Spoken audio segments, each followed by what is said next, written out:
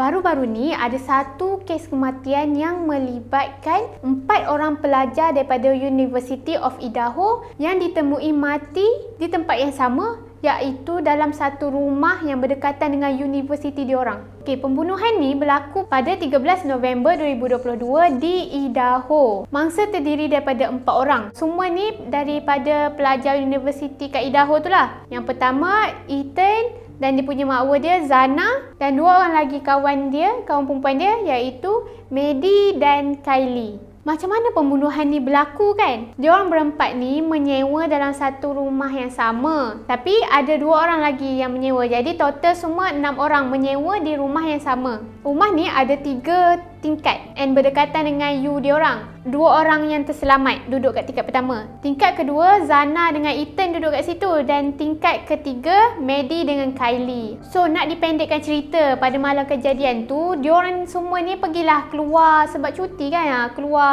yang Zana dengan Ethan dia keluar berdua. Yang Maddie dengan Kylie keluar berdua. Dan 2 orang lagi yang terselamat keluar diorang berdua. Diorang keluarlah sampai tengah malam. And then around pukul 1 macam tu, yang 2 orang yang terselamat ni balik dulu ke rumah. Dalam pukul 1 lebih macam tu, Ethan dengan Zana pula balik ke rumah. Dan dalam pukul 2 lebih macam tu, Maddie dengan Kylie pula balik. So semua orang dah ada dekat rumah yang sama. Diorang pun berehat tidur apa semua dah tidur.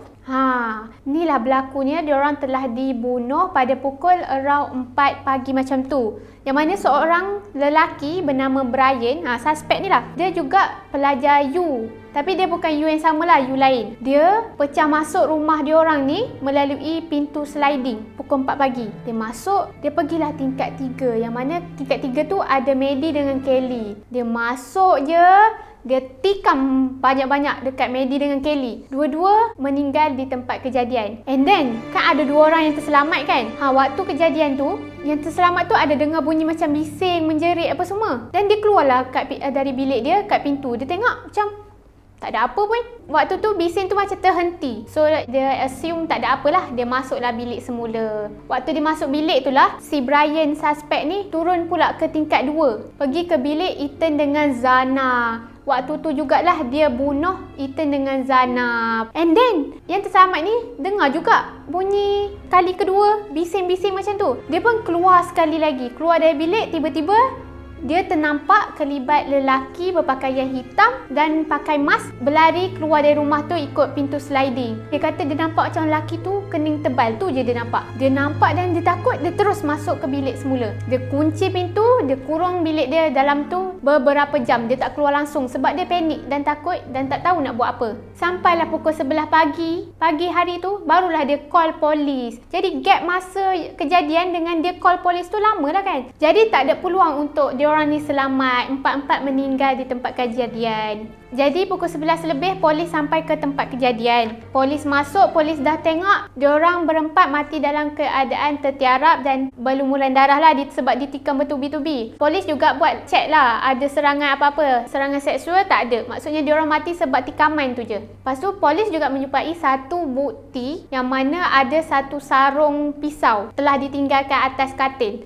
Polis ambil lah nak buat bahan bukti kan. Dikatakan suspek ni dia guna pisau jenis rainbow. Tapi pisau tu tak jumpa. Selepas beberapa bulan kes pembunuhan ni berlaku, akhirnya polis dapat tangkap seorang suspek yang dikenali sebagai Brian tadilah. Okey, macam mana polis ni dapat suspek ni kan? Pertama, dia menggunakan CCTV yang ada dekat area rumah tu. Okey, waktu tu polis dapat tahu ada satu kenderaan putih yang berapa kali lalu dan berhenti dekat situ. Dan polis ambil lah dia punya nombor plate kan, nak tahu siapa nama atas kereta tu. Nama dia Brian. So polis tahu, okey ni mungkin suspek utama dalam kes pembunuhan ni kan. Tapi polis hold dulu, tak tangkap terus sebab polis nak kumpul lagi bahan bukti yang ada. Okey, yang kedua, dia guna sampel DNA daripada sarung pisau yang dia jumpa atas katil tu. Polis ambil lah sarung tu, dia bawa lah ke makmal untuk cek DNA kan. Okey, polis ada jumpa lah DNA setiap mangsa tu. Dan terbongkarnya apabila polis ada jumpa satu DNA orang asing lah selain daripada mangsa tu.